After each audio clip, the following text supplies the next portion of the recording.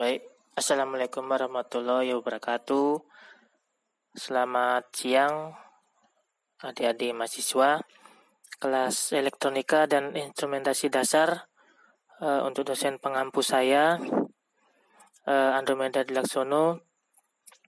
Di sini kita akan menjalani kuliah online dikarenakan himbauan untuk social distancing salah satunya, dan juga menghindari keramaian.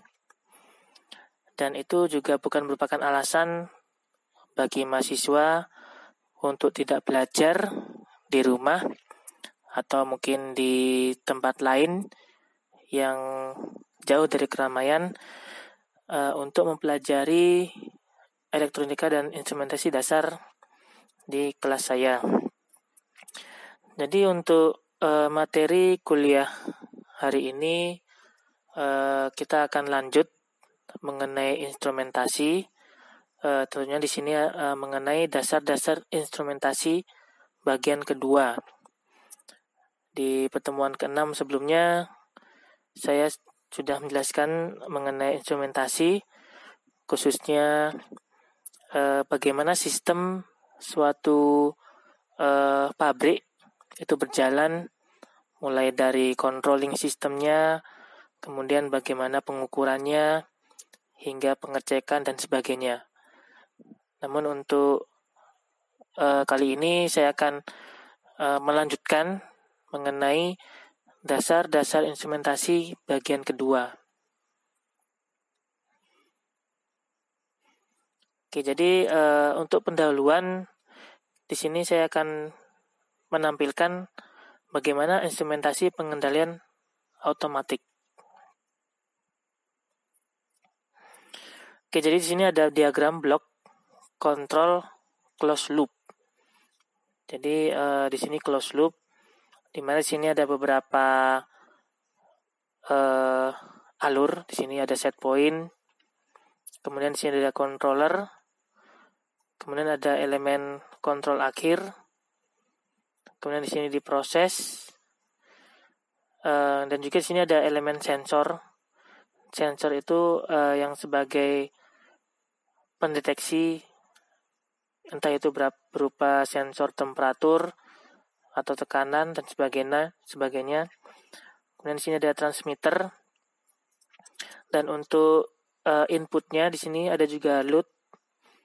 Dan untuk bagian masing-masing di sini saya akan menjelaskan bagaimana masing-masing komponen ini bekerja dalam instrumentasi pengendalian otomatik. Jadi ada controller, elemen kontrol akhir, kemudian ada transmitter, elemen sensor. Kita mulai dari elemen dalam sistem kontrol, yaitu transmitter. Oke, jadi transmitter ini fungsinya untuk mengubah besaran fisis. Ya, jadi fisis menjadi besaran standar yang dapat diterima oleh controller agar dapat dilakukan proses kontrol. Oke, jadi besaran standar di sini bisa sesuai dengan satuan SI yang dapat diterima oleh controller di sini. Kemudian setelah itu menuju controller, dia berfungsi sebagai pengontrol yang menerima input sinyal dari transmitter. Jadi ini lanjutannya, dan membandingkannya dengan input set point untuk menghasilkan output kontrol yang nanti di sini menuju yang namanya elemen kontrol akhir. Jadi ini sistem untuk closed loop. Nah, sedangkan untuk elemen kontrol akhir di sini fungsinya untuk action terhadap sinyal kontrol yang dikeluarkan oleh controller, dan dia memberikan perubahan pada perubahan fisis dari suatu proses yang dikontrol. Ini untuk yang tahap ketiga. Nah, kemudian juga tadi ada sensor. Sensor dan transmitter ini ada beberapa bagian tergantung ya. Jadi ada temperatur, tadi juga ada tekanan atau pressure, level, ada flow, ada conductivity, ada pH, proximity. Nah, ini masing-masing fungsinya berbeda. Ya, di mana di sini inputnya juga berbeda. Misalnya temperatur di sini berupa suhu derajat Celcius, dan ada tekanan, ada level. Ini masing-masing berbeda. Nanti akan saya tampilkan apa perbedaan dari masing-masing sensor. Dimulai dari temperatur. Jadi temperatur di sini digunakan, salah satunya di sini ada thermocouple. Jadi thermocouple ini bagaimana dia bisa mengukur yang namanya temperatur. Dia terdiri dari dua kabel metal yang materialnya berbeda. Kemudian ada yang kondisi panas dan dingin pada thermocouple. Dia akan bereaksi ketika adanya panas. Nah, panas ini nanti akan membangkitkan yang namanya perbedaan tegangan. Jadi nanti terbaca dari perbedaan tegangan ini berapa temperatur yang akan berubah. Jadi gambarnya seperti ini. Ya, di mana di sini ada namanya dua kabel yang berbeda, bagian sini, bawah dan atas. Kemudian ada bagian panas, ada bagian dingin. Nah, jadi bagian panas itu yang bagian mengukur ketika temperatur yang akan diukur. Di bagian sini misalnya panas dari lilin. Kemudian bagian dingin itu sebaliknya ya, jauh dari bagian panas. Nah, jadi dari perbedaan panas dan dingin ini, itu akan timbul yang namanya perbedaan tegangan yang akan dihitung dalam voltmeter. Nah, jadi voltmeter ini nanti akan dikonversi ke temperatur. Jadi ketika ada perbedaan tegangan, pasti di sini ada perubahan temperatur. Bila tidak ada perbedaan temperatur, tidak akan adanya perbedaan tegangan sehingga temperatur konstan.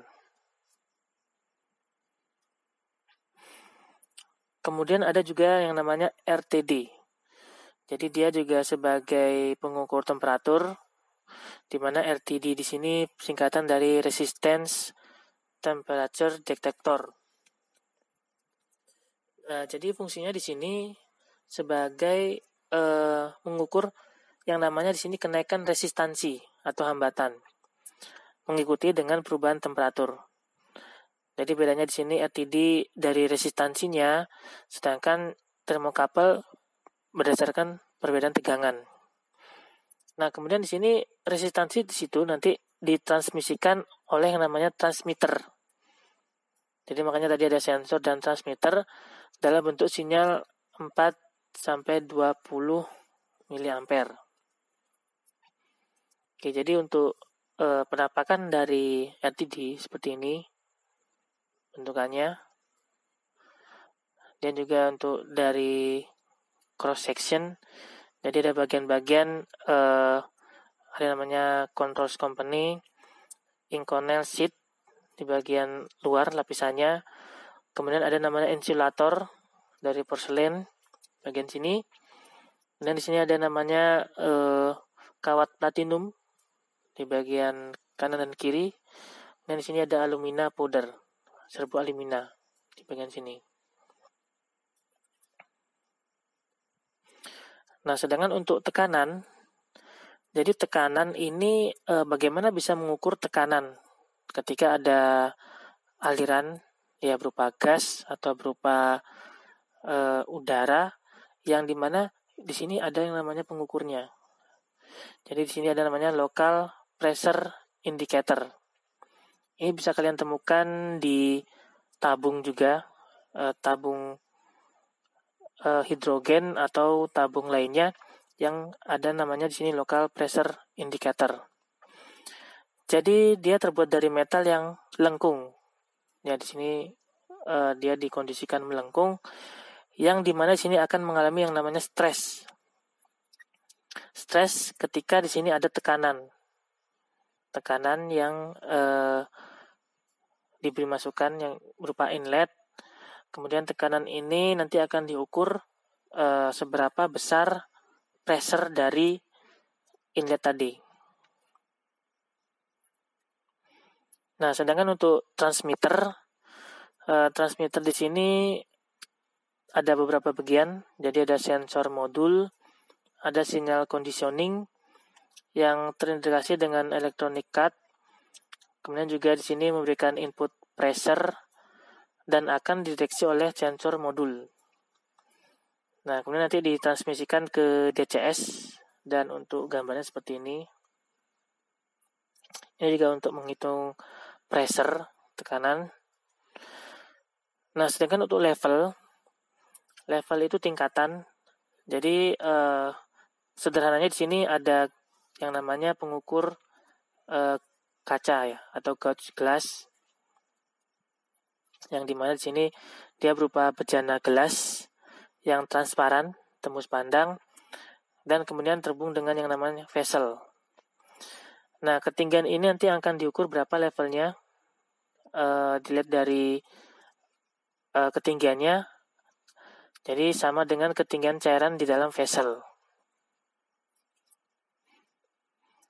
Nah, sedangkan untuk flow, aliran, jadi ada yang disebut flow transmitter. Ini merupakan jenis yang menggunakan sensor vortex, yang dia menggunakan yang namanya vortex aliran, ada namanya frekuensi vortex, yang nanti di sini dikonversi sebagai flow aliran. Ya, untuk gambarnya seperti ini. Untuk pengukurnya. Kemudian untuk konduktivitas.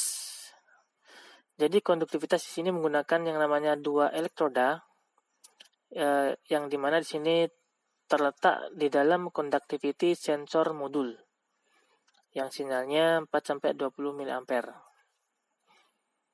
Oke, jadi ini untuk conductivity. Bentukannya seperti ini.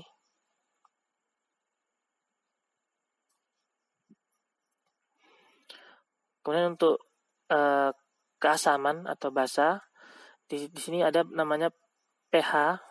Jadi pH di sini untuk tingkat keasaman dan juga bisa sebagai alkalinitas suatu cairan yang terdapat elektroda yang menghasilkan potensial voltage pada perubahan pH.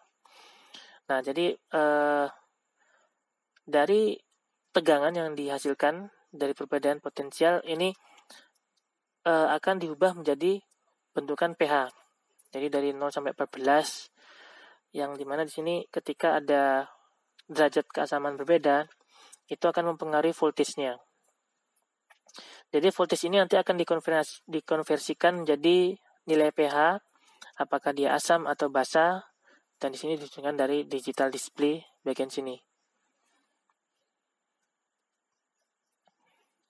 Nah, kemudian untuk proximity, jadi ini berupa switch ya, bisa on off. Jadi indikator switch untuk memberikan respon apakah sistem ini perlu dibuka atau ditutup. Jadi dengan namanya sensor ini bisa dengan mudahnya kita mengatur apakah perlu ditutup atau dibuka. Ya, jadi ini untuk komponennya pada proximity.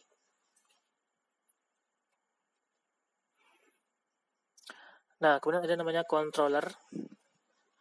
Control di sini ada yang disebut DCS, Distribute Control System. Ya, di mana di sini merupakan controller yang memiliki strategi kontrol PID, fuzzy dan algoritma kontrol. Jadi menggunakan rumus matematika,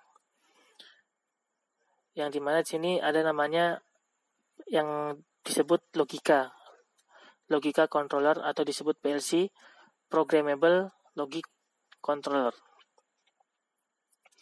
Jadi di sini ada yang namanya 2 state output, ya, 2 state output di sini untuk mengatur bagaimana on off-nya, on off suatu control system.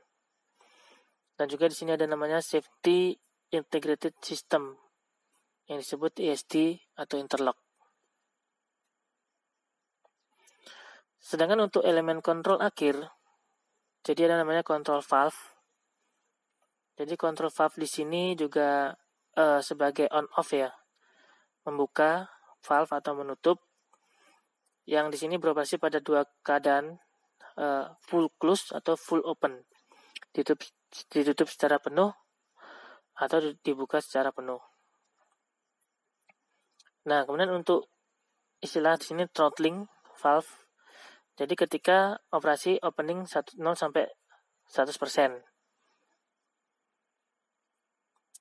Nah, sedangkan untuk aksesoris control valve, di sini ada pressure regulator, ada positioner, solenoid valve, dan juga IP converter.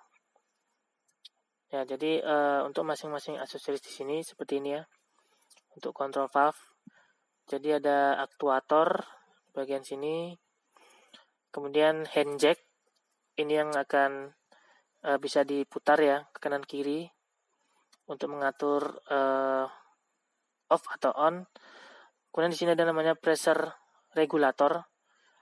Dia fungsinya sama seperti regulator pada gas LPG di rumah tangga.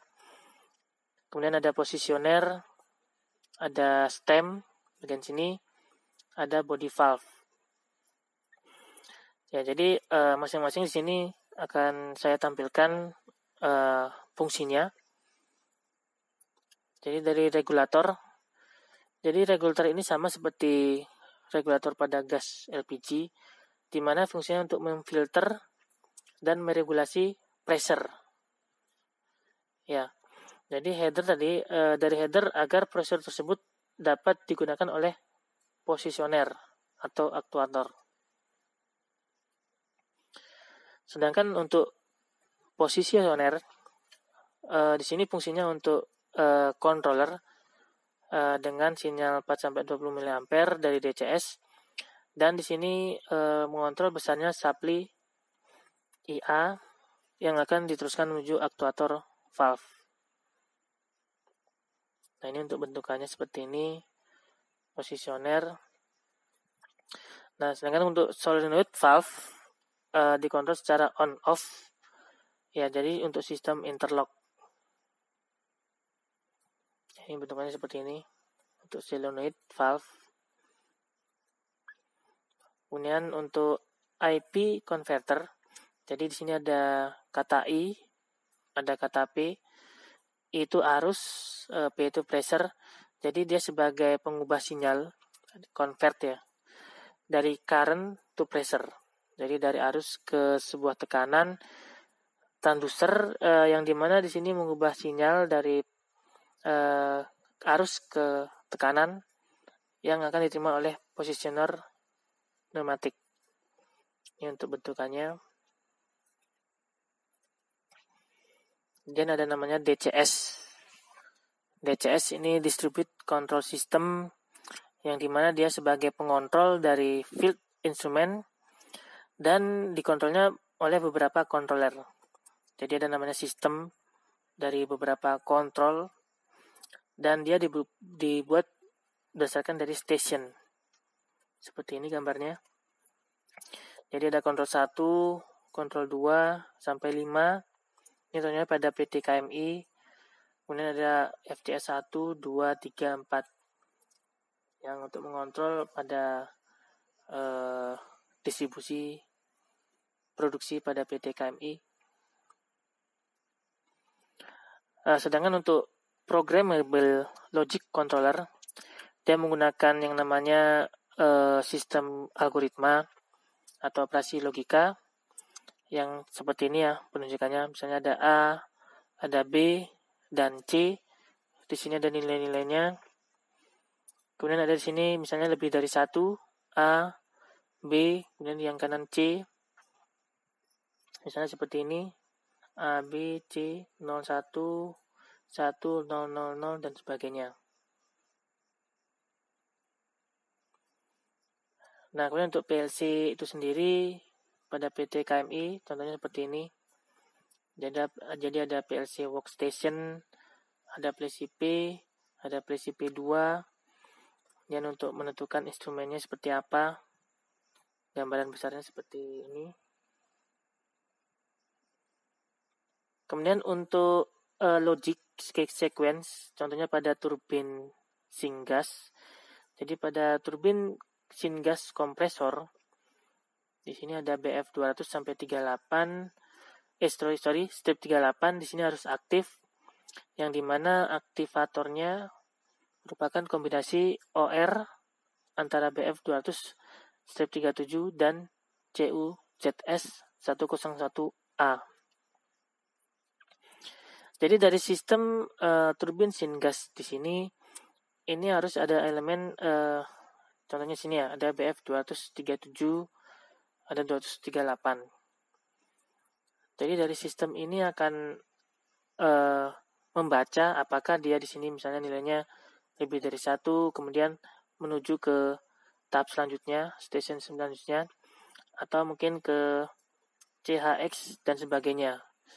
Jadi dari pengaturan logik ini akan menentukan output yang akan dihasilkan.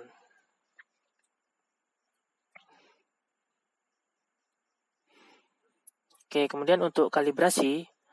Jadi kalibrasi ini sudah saya jelaskan sebelumnya, berapa aktual, kemudian dikurang standar, ya kemudian dikali 100%. Ini merupakan kesalahan ya, error dari suatu instrumen, yang dimana kita ada yang namanya toleransi seperti ini ya. Jadi saya kasih contoh. Contohnya di sini ada yang namanya input press. Ya, contohnya di sini ada 0, kemudian ada pembacaan 0. Nah, sedangkan pembacaan standarnya di sini 0, maka tidak ada error sama sekali. Nah, ambil contoh misalnya di sini ada 100 untuk input press-nya, kemudian untuk transmitter 99,99. Nah, sedangkan untuk pembacaan standarnya 100. Jadi ada selisih 0,001.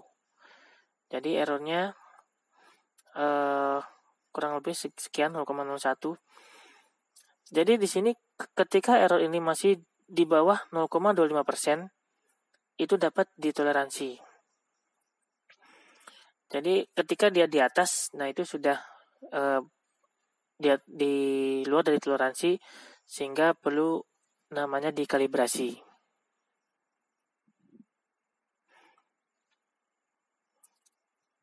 Oke, terima kasih. Mungkin untuk pembahasan selanjutnya mengenai ini ya, pembahasan logic sequence, mungkin saya akan kasih gambaran tambahannya. Jadi contohnya di sini pada perusahaan pabrik keramik, contohnya pada pembuatan keramik dari clay, yang dimana di sini ada proses untuk menghasilkan clay itu dibutuhkan yang namanya pasir. Jadi pasir clay ini tentunya nanti akan dilewatkan pada konveyor dan ditempatkan pada silo. Jadi sebelum masuk silo, dia harus lolos misalnya 100 mesh untuk ukurannya. Jadi ketika lolos 100 mesh, ini bisa dibuat semacam ini ya, semacam logic sequence. Misalnya di sini mesh yang di atas 100 mesh ini bisa masuk ke silo, sedangkan yang di bawah 100 mesh itu tidak bisa masuk silo. Nah, itu sama seperti ini ya, contoh pada logic sequence untuk mengatur bagaimana pasir ini harus halus di atas 100 mesh. Oke, mungkin ini tambahan dari saya. Oke, terima kasih atas perhatiannya di sini. Semoga ada masukan dari kuliah online ini, dan saya juga beri kebebasan untuk kalian bertanya mengenai mata kuliah minggu ini.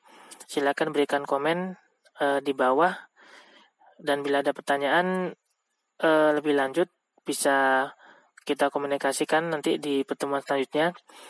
Atas perhatiannya saya ucapkan terima kasih. Dan jangan lupa kalian harus menjawab pertanyaan di Google Form sebagai bukti apakah kalian memahami dari materi kuliah minggu ini. Oke, terima kasih atas perhatiannya. Akhir kata, wassalamualaikum warahmatullahi wabarakatuh.